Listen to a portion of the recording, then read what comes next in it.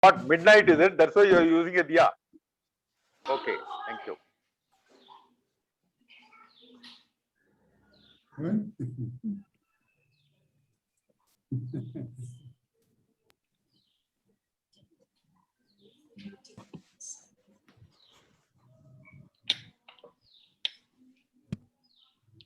Hi everybody, good morning, good afternoon, good evening. We're going to start in the next few seconds, just next 30 seconds.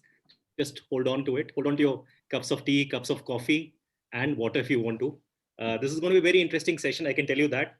We're going to start at the dot 4. So while Neena ma'am goes to get a cup of tea.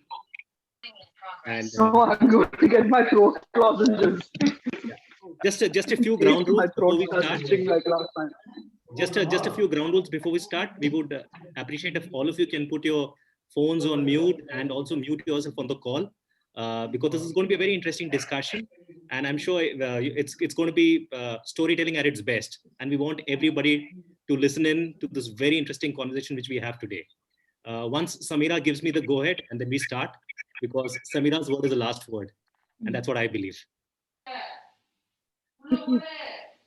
Thank you, Shekhar. I have a question. Should we go off video? No, you can stay on video. That's not a problem. You can stay on video, but just put yourself on mute if you can.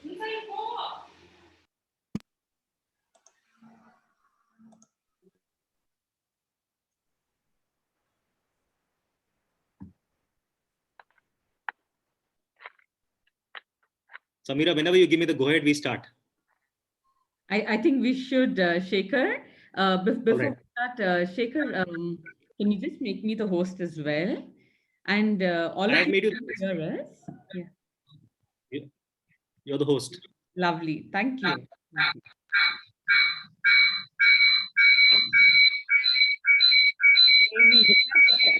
She's having 2 devices on.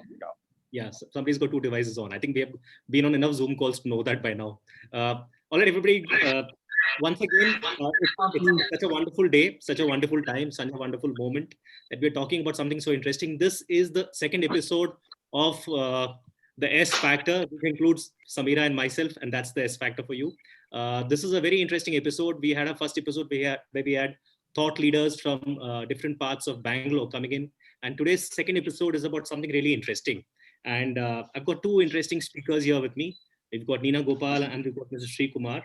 And we've also got some very interesting partners who are helping us in this journey. So before we start, it always makes sense to thank our partners with all the gratitude, because they have made this possible for us. Let's hear it first for EcoSoul Global. Let's hear it for Shavins Entertainment. Let's hear it for Bhupalam Botanicals. Let's hear it for Sisada Media. Let's hear it for I'm Here. Let's hear it for Sunshine Bakers, Elephant Marketing, Threadworks, Eat Raja, Chocolate2, Enablers, and Event Services. And once again, to all of you who have logged in at this day, at this time, at this hour, and making this event possible. So I think a big round of applause to all of you. I know, if it's a live event, we all clap, but let's just clap and get the energy moving, all of you. Yeah. So Samira, over to you.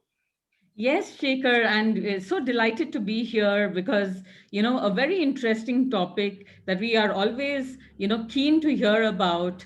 We read a lot. It's always featured in the newspaper and different platforms, but to hear it from the actual eyewitness who was, one of the last people that he spoke to, and to be around with him, what did it feel like? Did he have an idea that he had a few minutes left, not even an hour, I guess? And for us to know more, that is something a book might not be able to do justice to, nor would a newspaper report. So I thought the best thing we could do is speak to the special lady who we have with us, who was with him during his final hours. And before I start, it is my proud privilege to welcome all of you here to the second episode of the S Factor. And Shekhar and I, we are so excited, to keep this coming on, because from the first show last week, we had a lot of positive response and people asking us to feature, certain celebrities and popular personalities who they would also like to hear from. And that made us to go, to reach out to our special guest for today. So I would like to introduce our special guest. We have Miss Neena Gopal with us, and also Mr. Srikumar, IPS, who is also with us, especially on this occasion. Neena Gopal is a very familiar name, quite a popular name, not just across India, but across the world as well.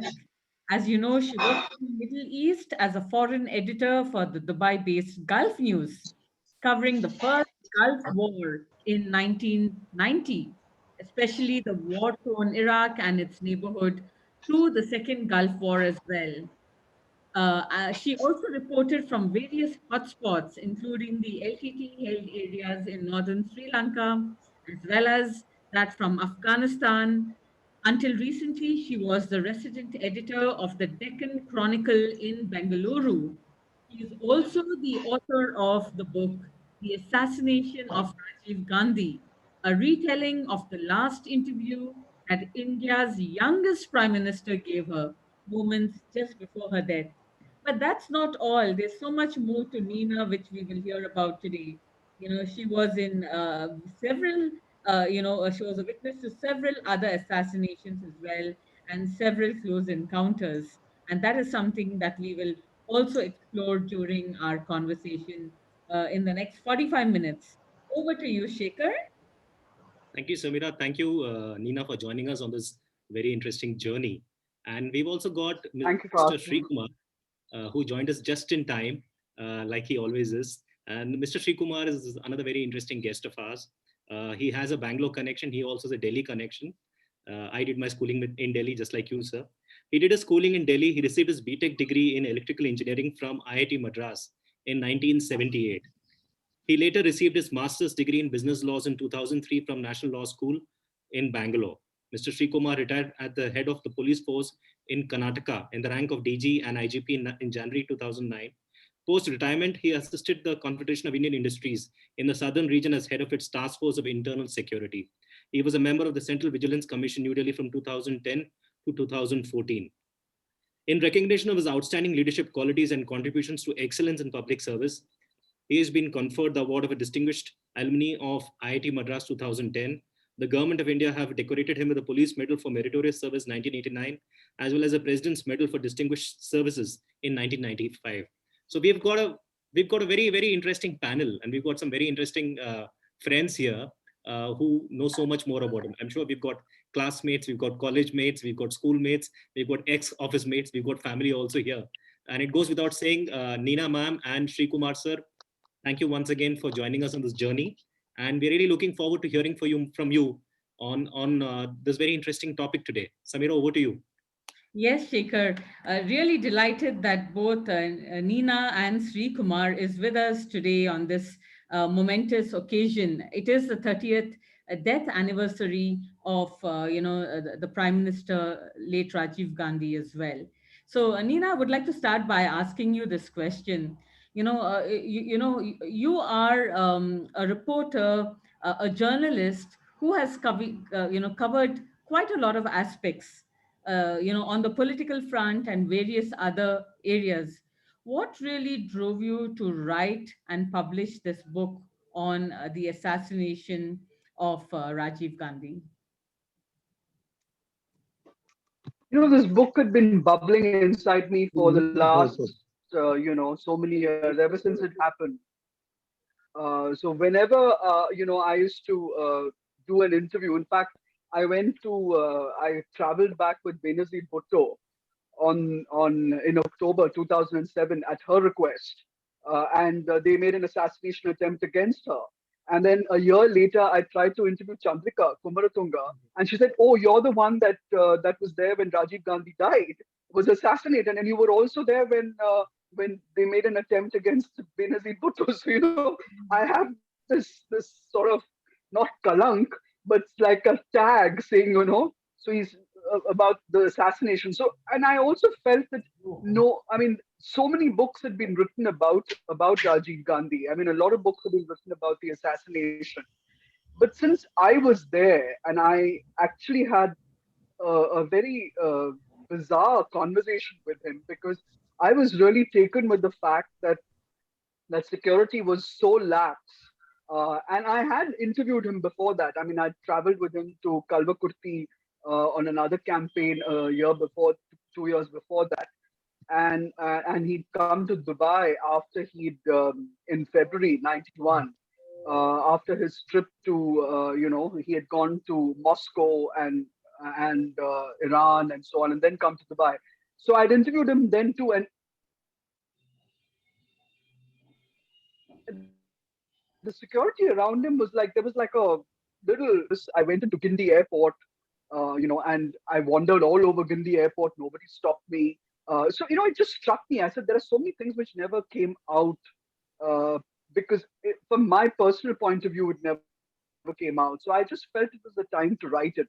I wanted to also mark 25 years since, since his assassination, which was, in 2016. So I did that. That's what I worked towards, really. Okay. I mean, he would have been 76 years old today if he'd lived. How would things have been different, Neena, if he was alive and all set today? I mean, as you mentioned, 76 years old. What difference do you think he would have Yeah. made? Yeah. As India's youngest prime minister, he had a great sense of, he wanted to shake everything up. And that I really liked. I really liked that about him. I like the fact that, he tapped Sam Pitroda. We would have all been still that Rajiv brought in by tapping all these people. And I cover politics, so I've seen politicians up close. They're all consumed with this idea that they can be replaced, or that they can be. There's a sense of insecurity that he didn't have that. It was quite strange. He had none of that at all. He didn't feel that he would ever be overshadowed by his peers. So he brought in young and talented people. I mean, he plucked young people like Jayanti Natarajan, out of not obscurity, but he brought her out that night. She was there that night at Sri Perumbudur. He picked Chidambaram, groomed Chidambaram. And I think, Rajesh Pilot was another, extraordinary character that he brought in to sort of talk to the Nagas. He brought about the Naga Accords. And on the Sikh issue, I mean, despite the fact that that his mother had been assassinated by her Sikh bodyguards, he still reached out to Longowal. They had the Rajiv Longowal Accords, which were amazing, absolutely amazing, and he didn't think twice. I mean, he reached out to China, and I still remember Benazir telling me the story about her first meeting with Rajiv at the SAARC summit in Islamabad in 1988. And how she was struck by the fact that he brought his family. It was a gesture that he made. He brought in Sonia, and he took the kids, Rahul and Priyanka, across. And she said to me, I should have realized that our room was bugged, that our conversation was going to be heard in army headquarters in Pindi. And she said the army was not going to let me do a peace deal with Rajiv. And the other thing, of course, the biggest, I mean, the thing is, he meant well, but he didn't realize the consequences of that. The reach out that he made, to Sri Lanka, which was tragic, really, because he didn't even know he was making an enemy when he was actually reaching out a hand of friendship to to Sri Lanka and President Jayawardena. Are you still there? Yes, ma'am. Absolutely. We are just Please listening go in, ahead. and Sorry. we're trying to understand the silences too. Yeah. Yeah. No, the point is that Rajiv came as a breath of fresh air, I think, at that point in time. Despite Bofors and despite all the scandals and all of that, and all of them trying to undermine him, all his the political opponents like Prime Minister Chandrasekhar and VP Singh and all that, he had a sense of energy, and I think he wanted to change India's neighborhood and make it vibrant. Basically, he had, because of the relationship we had with Bangladesh and with Nepal and all of that, I think he wanted that same relationship with Sri Lanka, on a completely different level. The only thing is he didn't realize that by knocking out, by reducing the power of Prabhakaran, he was actually making a mortal enemy out of him. Absolutely. And I think the handlers, I mean, I met Prabhakaran's handler actually, a man called Chandrasekhar, who unfortunately passed away just 2 weeks ago. He was the RNW man who used to actually liaise with Prabhakaran, and he, held my hand and he cried his heart out when I met him. I went to see him when he was in Delhi, and he said, I didn't know. I had no idea that Prabhakaran would do this.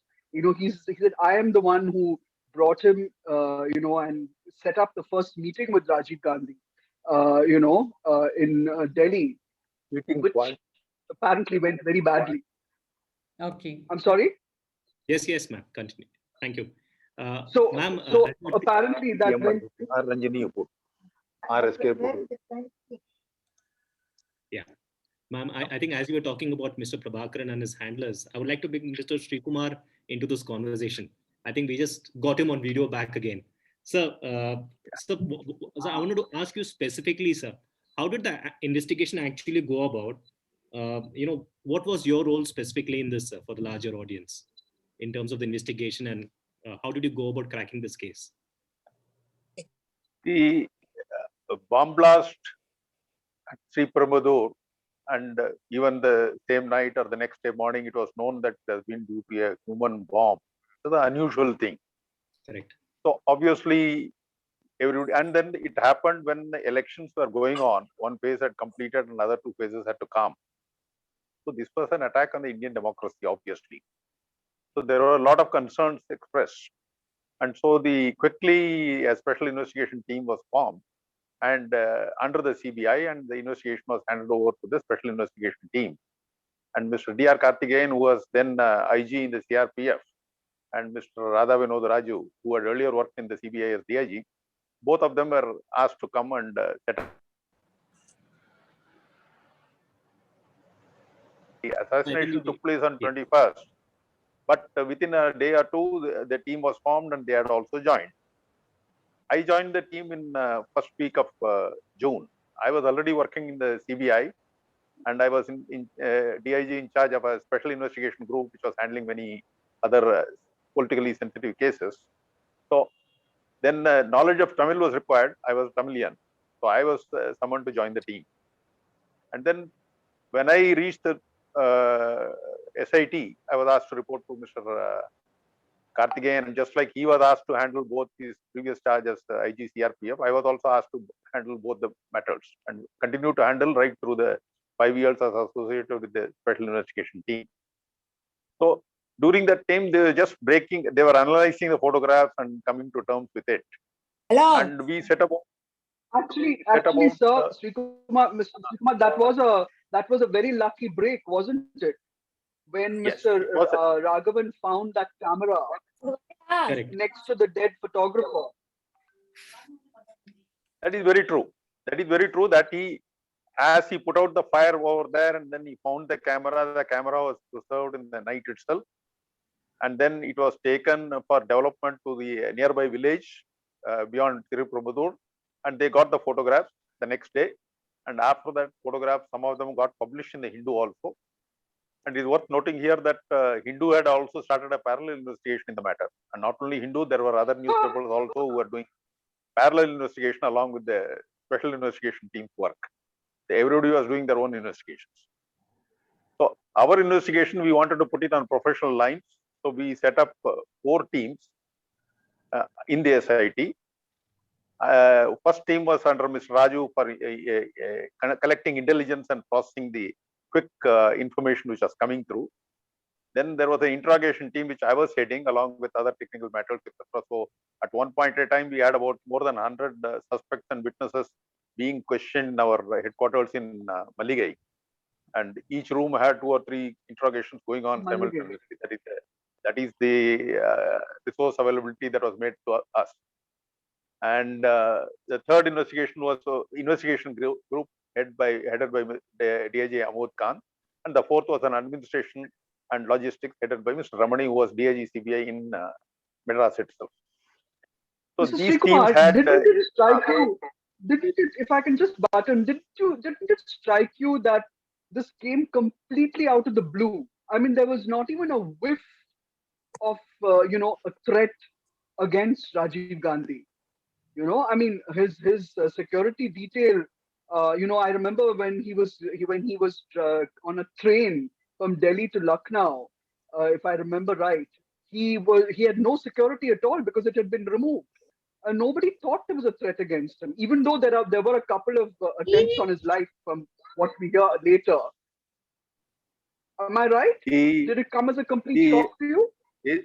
The special police protection given to the Prime Minister came up after Mrs. Gandhi was killed. That was set up by Rajiv Gandhi. And during that time, after the Prime Minister laid down the office, there was only a shorter period. Now it has come up to 10 years.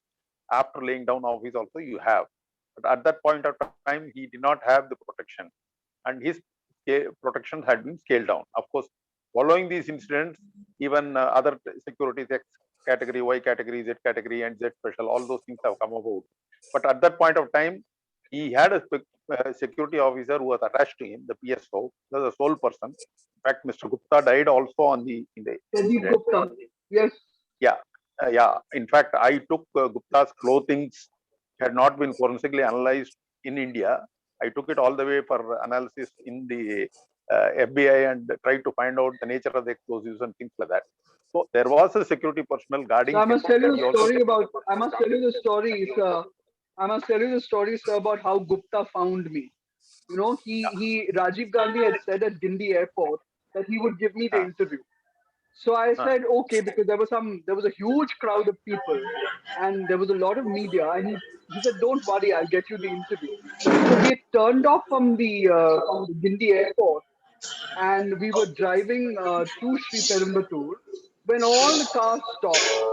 And I could see in front there was one man, looking into each car and coming up. Then he came into my car, put his head into my car, and said, "Neena Gopal." So I said, "Yes." He said, "Come, saab bula raha hai," and that's how I connected with Pradeep Gupta. Yes, we are aware of this transfer of you from one car to another to have the interview on the way to Tripurapudi. We are aware of that. And I left my handbag, money, camera, everything in the other car. Completely, clueless, barring one notebook and pen. I think that was quite amazing. What did it feel like for you to be sitting with, the late Prime Minister in his car? Oh, I mean, what was he like? Can you tell us more? No, he was a thorough gentleman. There was no question about that. And he was sitting in front, in the front seat. And at the back was this lady, Margatam Chandrasekhar, the MP that he had come to campaign for, because she was his mother's friend. Margatam and Indira Gandhi were friends. And Margatam's daughter was there, and there was me. So since I couldn't actually sit in front, or he was not at the back, I sat on this little, the ledges that these cars used to have. It's a very uncomfortable journey.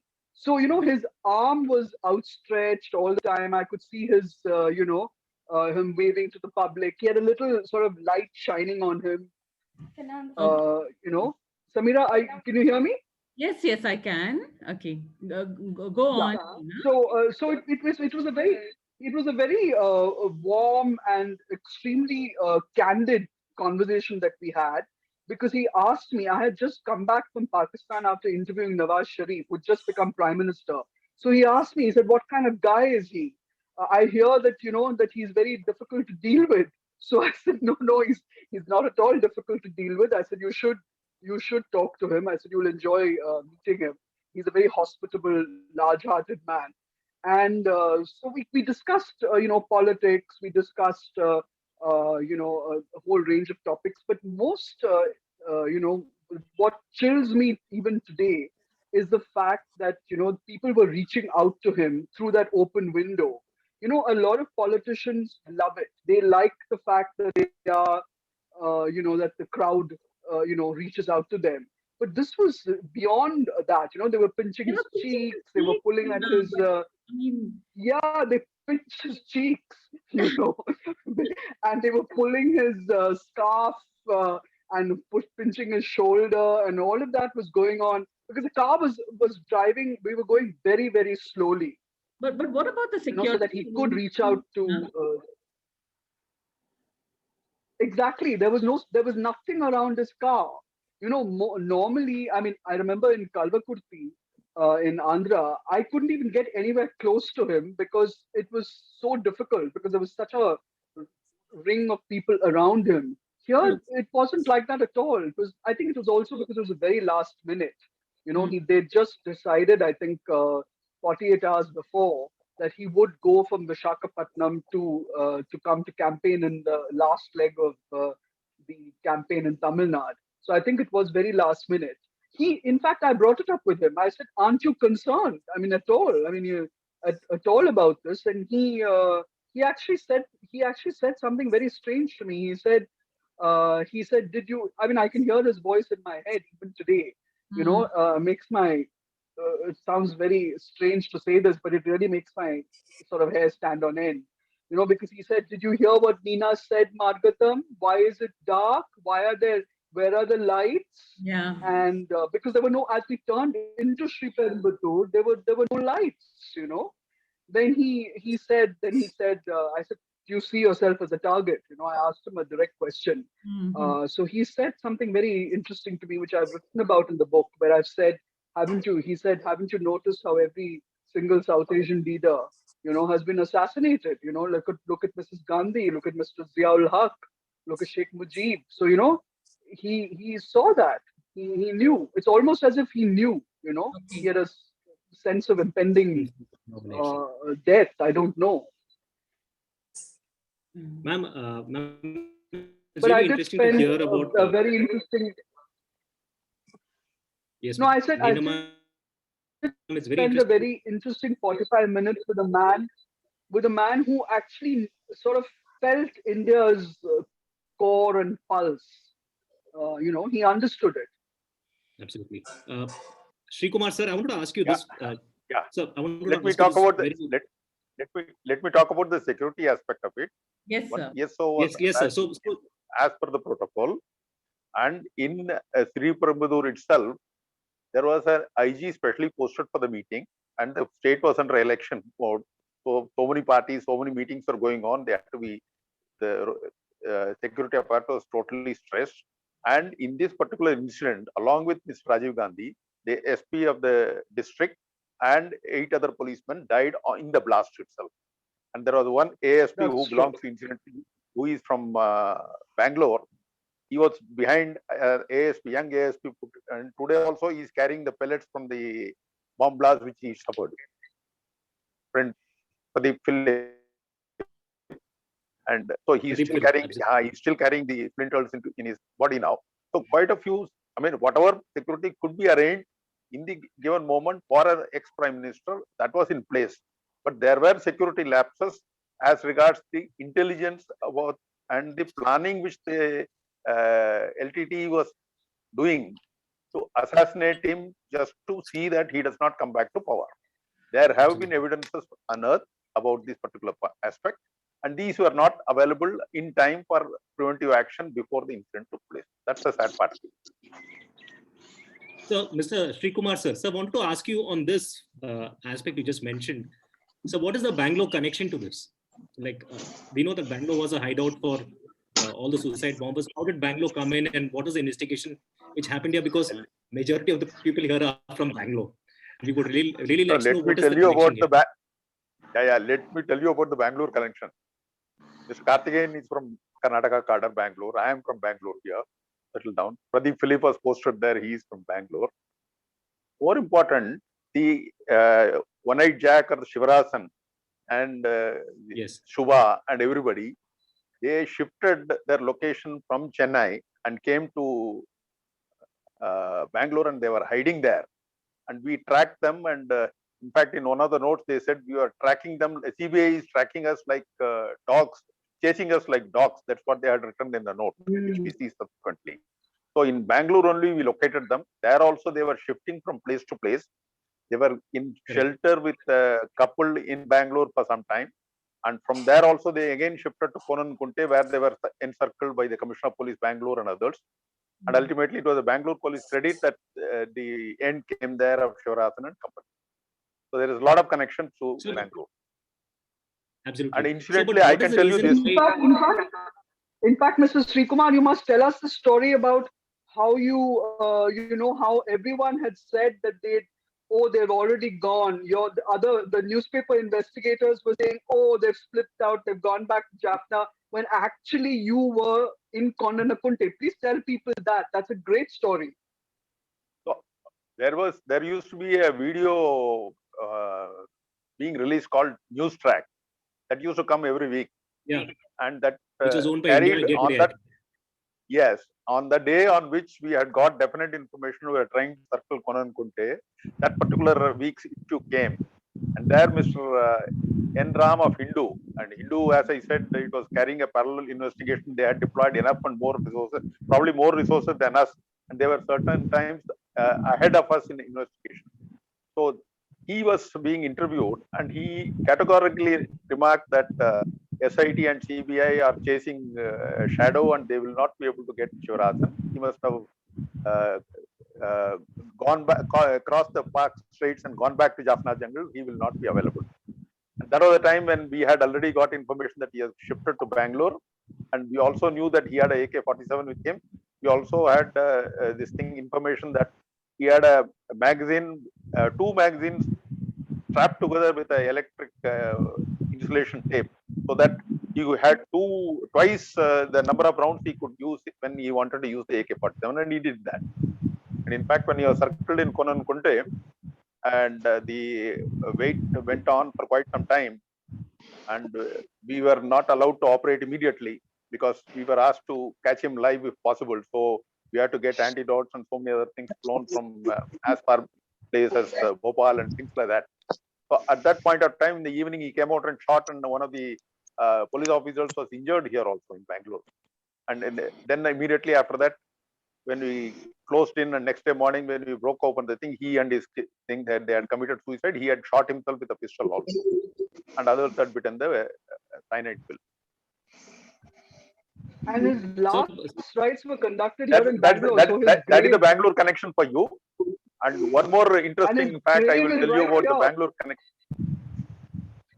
Pardon? Yeah. Yes, sir. Yeah, tell us. Yes, sir. Please continue, sir. Before we knew that he was in Bangalore, the previous day I came to Bangalore, and there is a ISRO here, headquarters here, and the search and rescue operations are they track people who are going on the Himalayas and try to assist them, etc. There is a very good facility available here. I came to take their assistance, trying to locate, because we came to know that Shivarasan and the assassination gang was in wireless contact with Jaffna leaders, and there were exchanges going on, and we could monitor them, and we are trying to locate and locate their exact position. So at that point of time, I didn't know that they were coming to Bangalore, so I came to Bangalore to get the assistance from the search and rescue operation of the ISRO here. So that is as far as Bangalore connected. Exactly, sir. So I think it goes without saying ISRO played a very important role here too. And I think, like as you said, I think all the yes, sir. We were trying to monitor the wireless transmission going on. We are trying to pinpoint the location. In one particular occasion, when we surrounded an area around Ennore, direction was exactly correct, but we had exceeded the limit by about 5 kilometers. If we had not moved so far away and been within another 8 kilometers from the city, we would have caught him at that time. That was before that. Soon after that, he escaped to Bangalore in a tanker. So Mr. Srikumar, you have been credited with starting one of the first cybercrime, support systems across the state.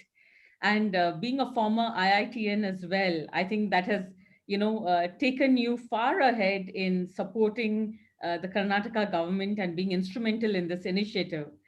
But that's a very, unconventional approach that you have done, because, anyone else in your place would have started a business empire or many other things. How has this case influenced you as a person and influenced your life? We used, I mean, as you said, I am a technologist and I have a penchant for technology. And we did use technology, not only in this case. In this case, we used a lot of it. I have tried to use it in all the cases which I have handled. Especially in this particular case, by triangulation and other things, we are trying to monitor where the culprit was. That is one use of technology. Second use of technology was preservation of evidence collected. Rajiv Gandhi was assassinated on May 21st. On June 21st, an armed lorry with explosives was driven by a suicide bomber into the defense headquarters at Colombo, and a blast took place.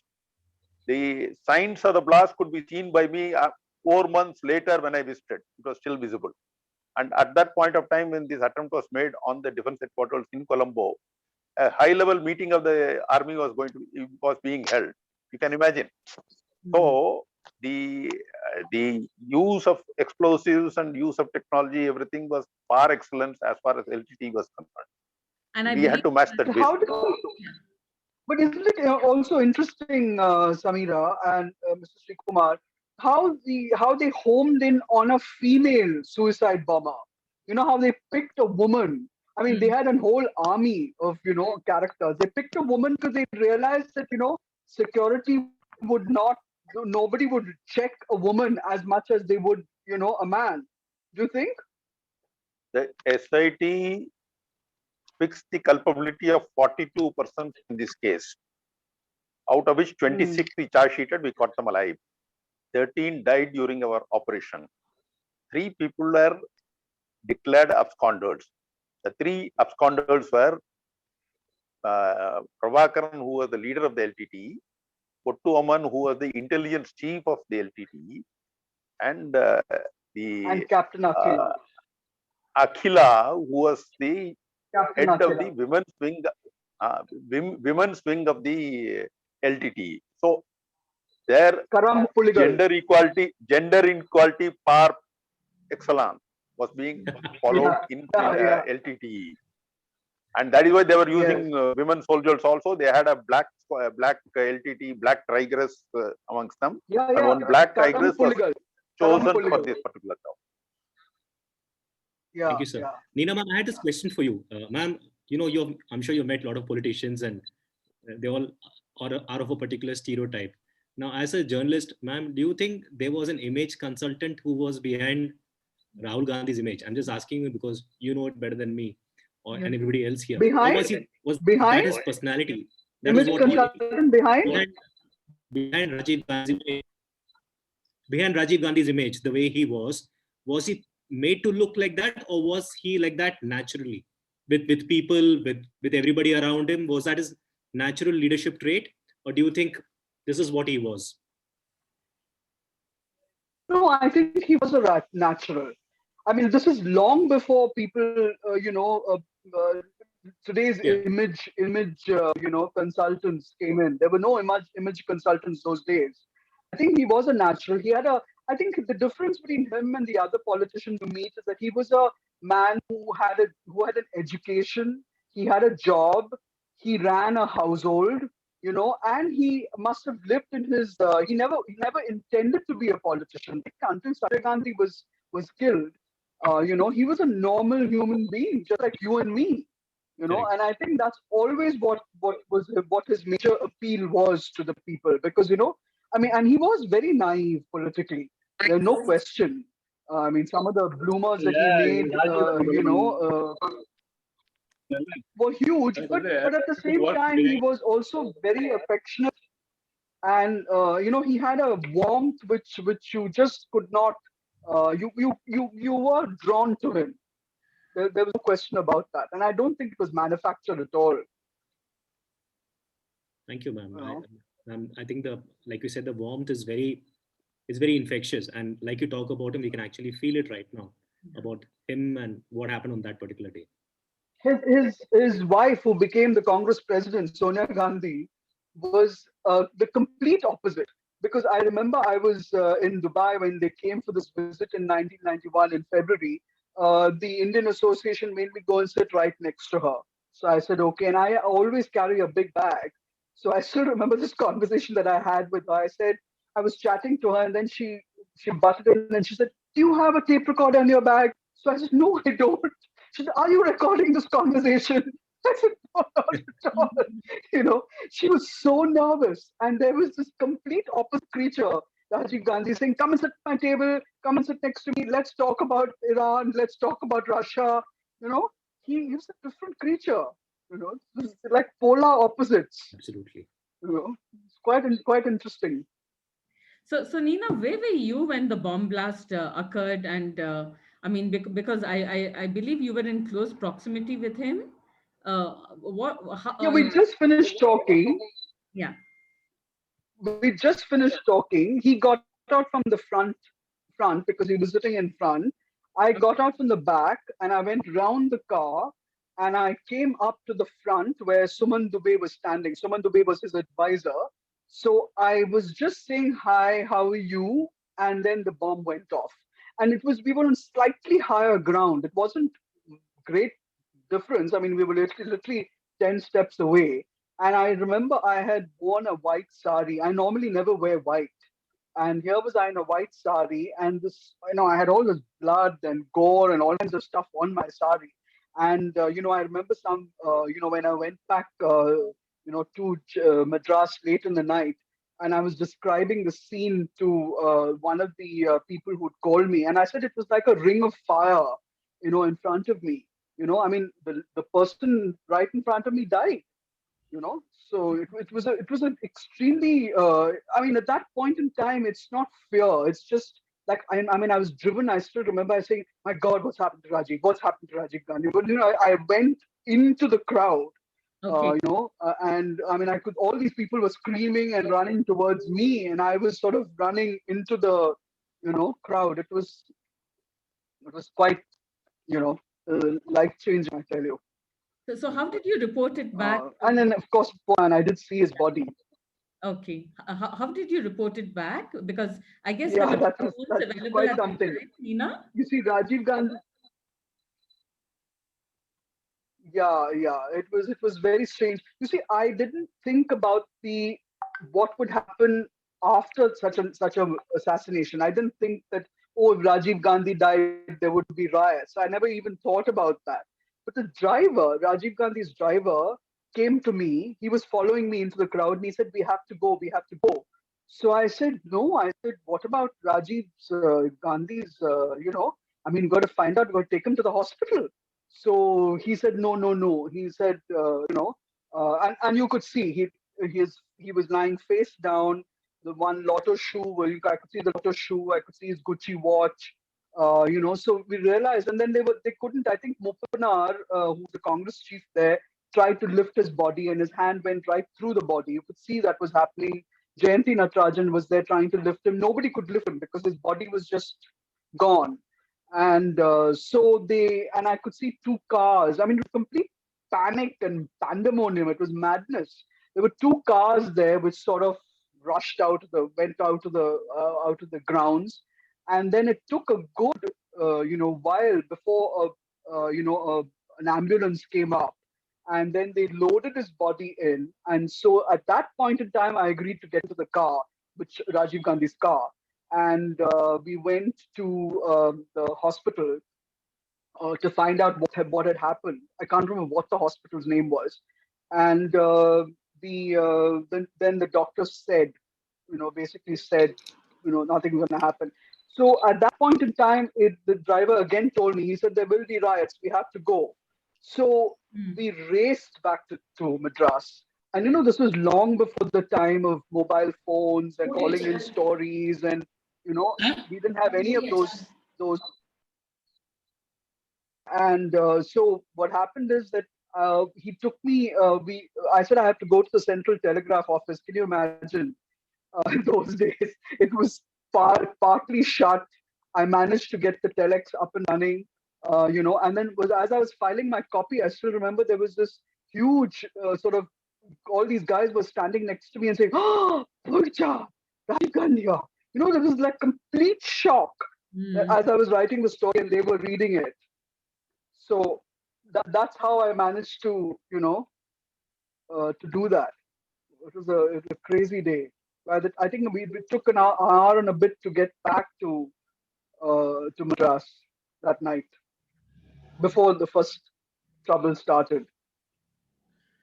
Great. Thank you. So, to Mr. Srikumar, while you were, tracking down these people, the newspapers and the media were giving a varied coverage, where they were, criticizing and talking about, how the investigation was conducted, how it would fail, which itself was very much in contrast to what you were actually doing. What are your thoughts about that? We had to face 2 commissions of inquiry by the Supreme Court judge and the retired Chief Justice.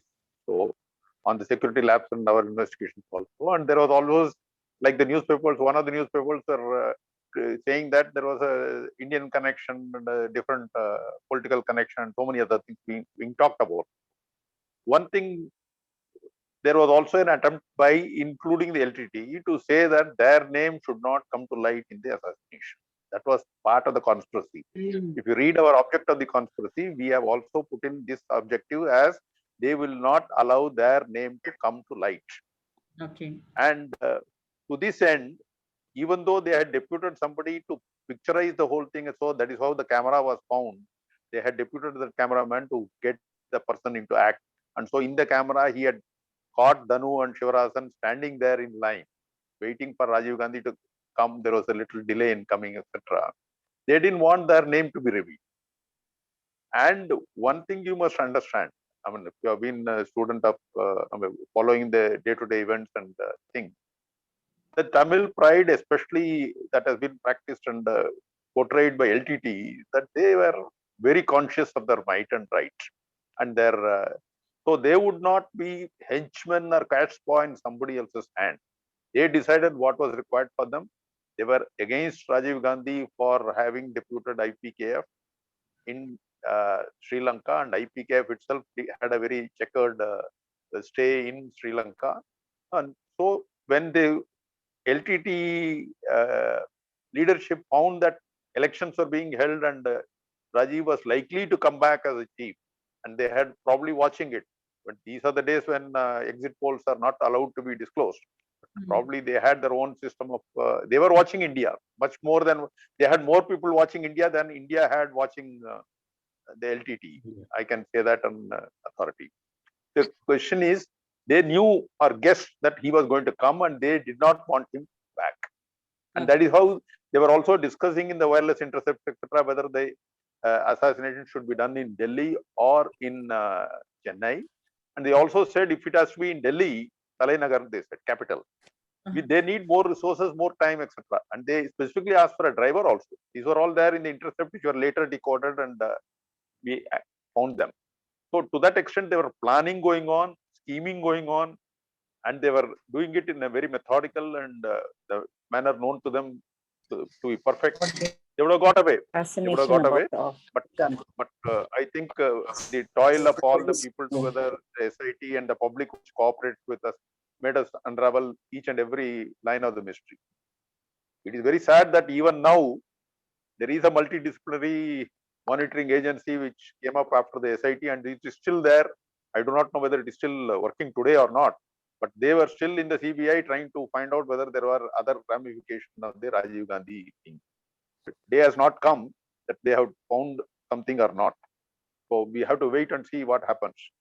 If there is going to be further conspiracy again. Actually, sir, if I could just say, how is it that you guys figured out it was LTT? That always fascinated me. And secondly, I've spoken to one of his bodyguards, who told me that there were, attempts that were made.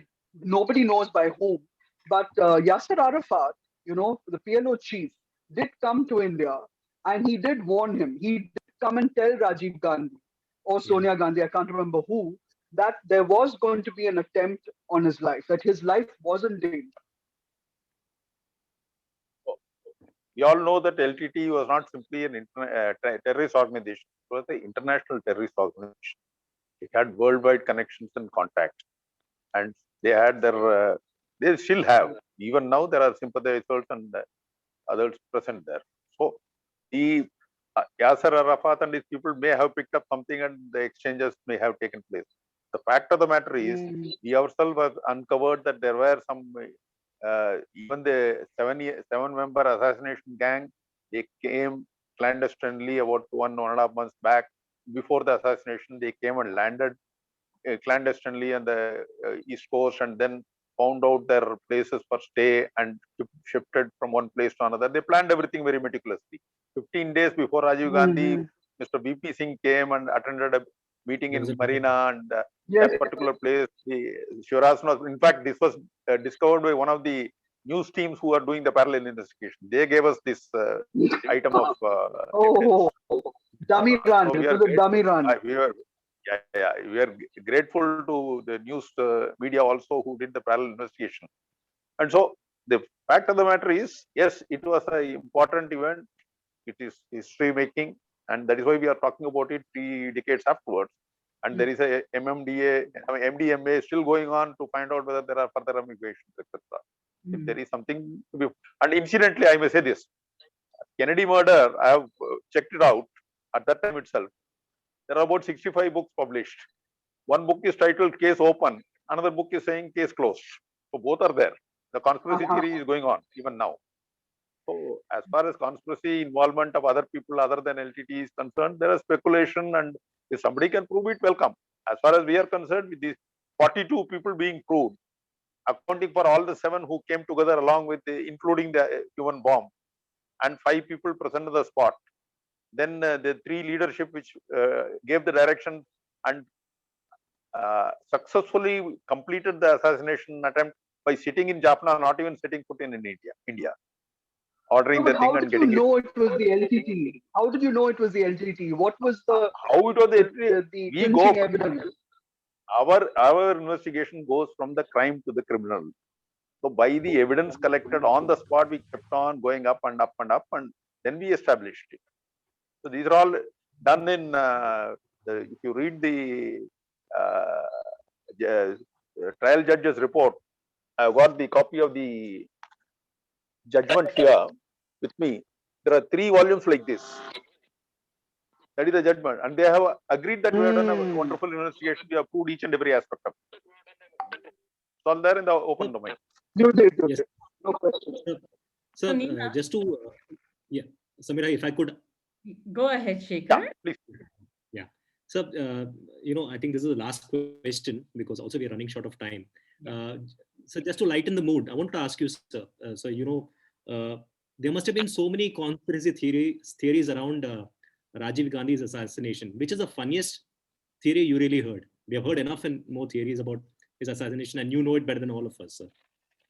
Which is the funniest?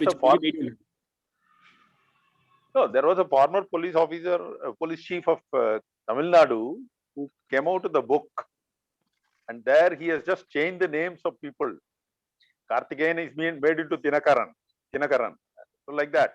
But he has given political leanings, etc. He has made out a story. So if you read it, you may start believing that yes, this is true. So he is so nicely viewing fact and fiction together and giving it a different interpretation. So I don't know whether it is fiction or fact. So if I believe what I have done, and he believes what he has written, unless he says that no, I only borrowed from facts which you revealed and twisted it to suit my defense theory. That's about. Yes, sir. I think it is very, very interesting here. Samira, you have. Neena, I can't see you. Neena, are you around? Yeah. Yeah, I'm back on. Neena, sometimes fact, initially during the conversation, you spoke about two things. You said, the late Prime Minister had gone to Pakistan for the SAARC summit in Islamabad in 1988. And there he was trying to meet Benazir Bhutto and try to, make things work amicably. You also spoke about his relationship when he tried to go to Sri Lanka, where he tried to fix India's relationship in Sri Lanka. And you mentioned that that is where he made an enemy that he did not even know about. Can you just quickly tell us before we sum up? That's right. That's right. Biggest That's right. that he made? I did bring that up earlier. Basically, Yeah. the point is that, actually Benazir told me the story about what had happened when he went to Islamabad, and that she was very taken with the fact that he brought his entire family. It was like a gesture of goodwill and trust because he brought Sonia and the two kids. Because when he went to America to meet, I can't remember, but it was Reagan, I think. I can't remember. He was supposed to bring the kids along and he didn't. So going to Pakistan of all countries with which India had such a sort of relationship, difficult relationship, was a huge gesture of goodwill because he wanted to make peace with Pakistan. Okay. And Benazir told me, she said, I should have better. She said, I should have known better because, when the room was bugged, she said, I should have known that the army was listening to everything that was being said. So he wanted to actually make peace with Pakistan. And I think on Sri Lanka, as I think we've all concluded that years later, the LTTE sent spy after spy to Rajiv Gandhi's house. He sent an emissary from London. He sent another guy from London. He sent a guy from Chennai, whose name I can't remember, but one LTT guys who still lives there, to suss out Rajiv Gandhi, to see what he would do if he came back to power. And Rajiv Gandhi, being Rajiv Gandhi, didn't realize that he should not share this, with his, with people like this. So he basically told them all that if he came back to power, the first thing he would do is shut down the LTTE. And as I was saying, when we started this conversation, the RNW guy who used to actually deal with Prabhakaran personally was a man called Chandrasekhar, who unfortunately died a couple of weeks ago. He was the one who had a direct contact with Prabhakaran, and when once or twice when the IPKF, the Indian peacekeeping forces that were there, were surrounded and were in trouble, could have been annihilated, one of these groups, he actually called Prabhakaran and got Prabhakaran to turn the way and get them to safety. So from that to the assassination was quite a move, which I don't think anyone in India figured out. Nobody realized what a threat he would pose, particularly because also over the years, every time there was a conflict, the Tamils the Sri Lankan Tamils were in danger. If they were injured, the injured would be brought to Tamil Nadu to be treated, and to Bangalore. So many of them were in hospitals here being given treatment and so on and so forth, and they took refuge. I mean, even now, there are so many hundreds and thousands of Sri Lankan Tamils who live in refugee camps in Tamil Nadu. So true. So it was a very fraught, strange relationship. There was no hate at all. I think India supported the Lankan Tamils for a long time. They still do. It's just that Prabhakaran, I mean, he was a man of clever man, but I think he allowed, I don't know what it was, why he decided to take such a panga against Rajiv. Yeah. Thank you for sharing those valuable insights, Neena, and also Mr. Srikumar. To the audience, if there's any questions that you would like to ask, here is your time. Shekhar, over to you. Yeah, if anybody has a question, one question.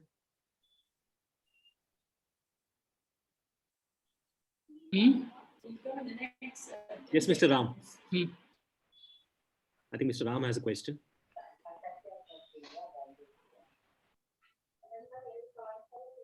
Yes, sir.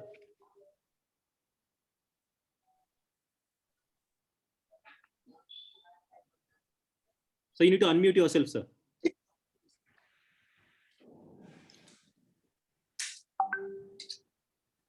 Yes, sir. Mr. Ram. Can I say something? Please, Yeah, please, sir. I'm Sri's classmate from IIT Madras. I live in Sydney. I've been here since 76. When Rajiv became Prime Minister, he visited Sydney. And when he visited Sydney, he told the High Commissioner, I want to meet 50 couples, professional couples. So there's a lot of, everyone wanted to be there at the meeting. Fortunately for me, the president of Kerala Association said, Ram, you and me to come along. So we are 10 tables of 5 couples each. And he came and spoke to all of us. When it was our turn, of course, Sonia always said namaste to everybody, and Rajiv shook hands with the men. And he said, Ram, what do you do in Sydney? Why are we here? I said, I'm an engineer, structural engineer, but I'm here now as an acoustic specialist, noise control engineer. He said, you're so lucky, man. I said, why? You're the Prime Minister. What's lucky about me? You know what he said? I never wanted to be a politician. All I wanted to be was a pilot. And then he put his hand on my shoulder and he said, don't you go and say this, tomorrow there'll be headlines and I'll be ruined. I had to say that. When he was assassinated, I just cried for weeks. He was a good soul, very good man. That's all I wanted to say. Thank you, sir, for sharing that very personal story. And so we love your backdrop all the way from Sydney. Thank you, sir. Thank you so much. And I think questions like this makes these conversations so intimate and so personal and so interesting. And on that note, I would love to thank our esteemed panelists, Srikumar sir and Neena ma'am, I think for just coming in and sharing your stories, and for everybody who's listening in.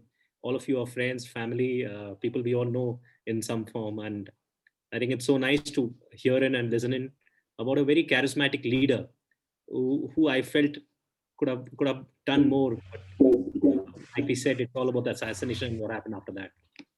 And thank you, ma'am. Thank you once again to Neena ma'am and Srikumar sir. Samira. Thank you. Yeah. So thanks very much. And I think this is indeed a tribute to everything that he did. A beautiful soul gone too soon. And it's great that, all of you have taken time off to come online to attend this session, because, whatever we can do, a small role that we play goes a big bit in this vast ocean of ours. Having said that, a special thanks to all our partners, Ecosol Global, Chevins Entertainment, Bupalam Botanicals, Cicada Media, I Am Here app, Sunshine Bakers, Elephant Marketing, Threadworks, Eat Raja, Chocolato, Enablers, Event Services, and others for also supporting us and being our promotional partners. Our next session will be on leadership, and we request all of you to do join in and be in the loop as we share stories, personal stories, and keep the conversation going. So on behalf of Shekhar Vijayan and myself, thank you once again, all of you, for being a part of SFactor, and look forward to more. Yeah, and Samira, before we log off, can we get everybody on video, please? If you all can come on video for a slide for 15 seconds, it'll be nice. All of you on video, we would love to see your faces so that Samira can take a picture, or I could take a picture. Everybody on video. And please smile. Are you ready?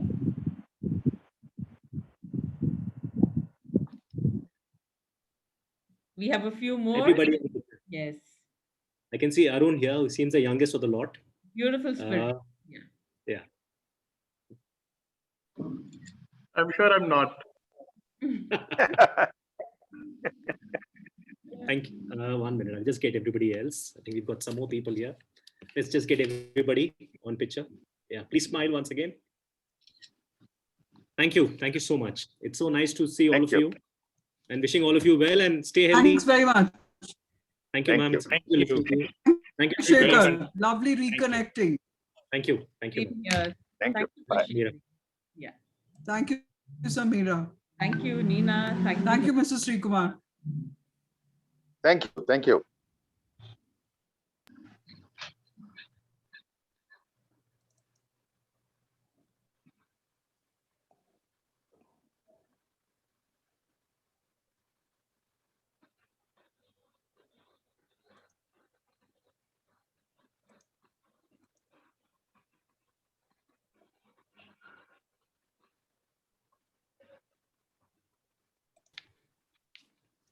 This is the part where nobody wants to go back.